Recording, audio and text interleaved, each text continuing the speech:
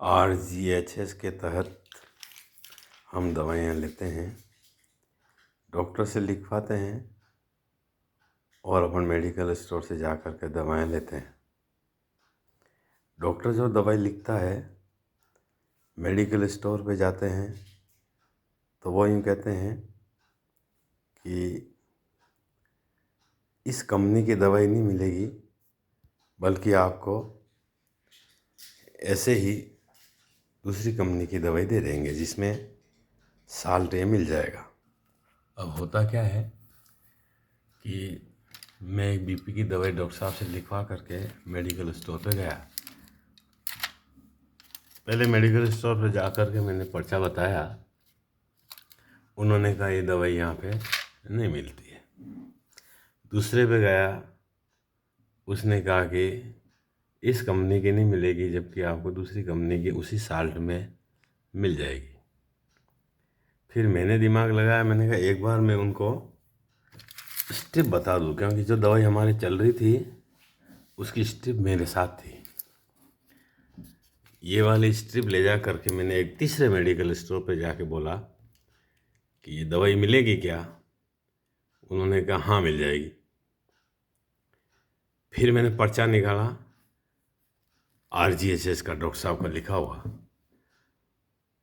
फिर मैंने कहा ये इसमें मिल जाएगी क्या RGHS में? तो उन्होंने कहा RGHS में जो उपलब्ध होगी वो देंगे। मैंने कहा ये मिलेगी क्या? कि नहीं, इसकी सब्स्टिट्यूट मिल जाएगी।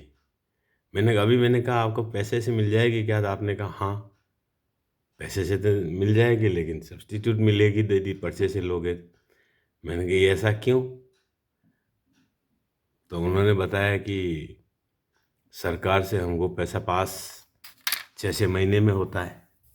बहुत सी बार जो दवाएं लिख के दी हुई होती है उसमें से कुछ दवाइयों के पैसे काट करके हमको पैसा पास किया जाता है। तो हम ऐसी स्थिति में क्या करें? मैंने कहा था आप सब्स्टिट्यूट में देते हो तो उसका क्या होता है?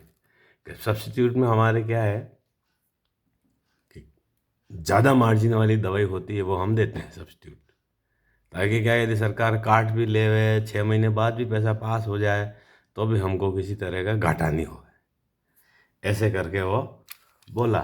तब मैंने कहा यार इसका मतलब तो डॉक्टर साहब जो लिखते हैं वो दवाई और आप जो देते हो उसमें तो साल्ट का भी काफ़ी फ़र्क होता है, क्योंकि जो कंपनी मार्जिन देती है तो साल्ट भी उस लेवल का नहीं रखती होगी। तो उसने कहा नहीं 70% तो साल्ट उतना रखना ही पड़ता है, तब जा कर के कंपनियाँ का माल अप्रूव होता है।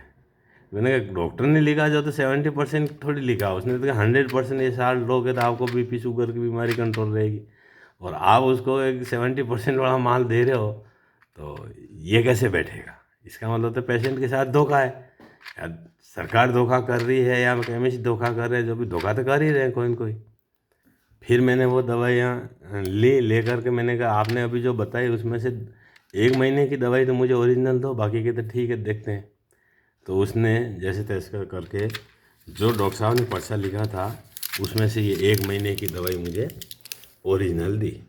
अब आप इसमें देख सकते हो कि इसमें जो रेट लिखी हुई है वो इसकी रेट है 238 रुपये एक पन्ने की। एक पन्ने में गोलियां हैं 15, 238 रुपये का ये पन्ना है। अब मैं कैश दूँ तो उसको 238 रुपये मिलेंगे। अब क्या होता है कि जो उन्होंने बिल बनाए हैं वो देखना, बनाए हैं उसमें देखना, नीचे नीचे जो पर्ची लिख रखी है पर्ची में बिल में, ये वही दवाई है जिसका नाम है एब्रिटोल टेल ट्रायो 50। इसकी रेट 238 रुपये तो लिख रखी है, MRP 238 रुपये। तो 2 पत्ते के हो गए 470 रुपये, 70-72 रुपये हो गए। तो उन्होंने रेट वापस लिखी है, मेरे से अमाउंट लिया है 374 रुपये का। ठीक है ना? इसका मतलब ये है कि लगभग 100 रुपये सरकार से भी कम क्लेम करने पड़ रहे हैं इनको। मतलब इनको यदि वो कैश से पेमेंट लेवे तो उसको 100 रुपये ज़्यादा मिले, और RGS में यदि दवाई देवे तो उसको 100 रुपये कम मिलते हैं, क्योंकि इनका कमीशन मुझे लग रहा है कि सरकार से वो ओरिजिनल जो मिलना चाहिए वही क्लेम कर सकते हैं। तो ये गणित है। इससे मतलब ये होता है कि आप जो दवाई ले रहे हैं आरजीएचएस में, वो बहुत ज़्यादा मार्जिन वाली देंगे तो इनको ये बैठेगा, कम मार्जिन वाली से बैठ नहीं पाता है, क्योंकि वो सरकार से भी क्लेम कम कर सकते हैं, इसलिए वो मना कर देते हैं। तो ये कितना बड़ा भारी धोखा हो रहा है। देख लो अब आप हमारे साथ में कि जो दवाई हमको चाहिए थी वो नहीं मिल कर के अक्सर वो सब्स्टिट्यूट की दवाएं देते हैं, और सब्स्टिट्यूट की दवाएं हम ले कर के घर आ जाते हैं, और उससे कितना फ़ायदा हो रहा होगा, क्या हो रहा होगा, ये तो भगवान ही जाने। लेकिन हमारे जब सरकार में हम नौकरी पे थे तब हमारे से पीएमएफ के तौर पे पैसे कट गए थे। जब पीएमएफ के तौर पे पैसे कट गए थे तो अब हमको उसके एवज में दवाई दे रही है, कोई गवर्नमेंट की फोकट में तो दे नहीं रही है। जब एवज में दवाई दे रही तो ओरिजिनल दवाई देनी चाहिए, जो डॉक्टर लिखता है वही दवाई देनी चाहिए। उसके बजाय फर्जी दवाई देते हैं, कम पैसों की दवाई देते हैं, उसमें साल्ट भी कम ही आता होगा या साल्ट की कोई क्वालिटी कम होती होगी, तो बीमार होने के, वो तो बेचारा दवाई खाता है मैं सही हो जाऊँगा सही हो जाऊँगा, लेकिन सही होता कैसे, कैसे सही होगा? जब उसको प्रॉपर दवाई नहीं मिलेगी तो सही कैसे होगा?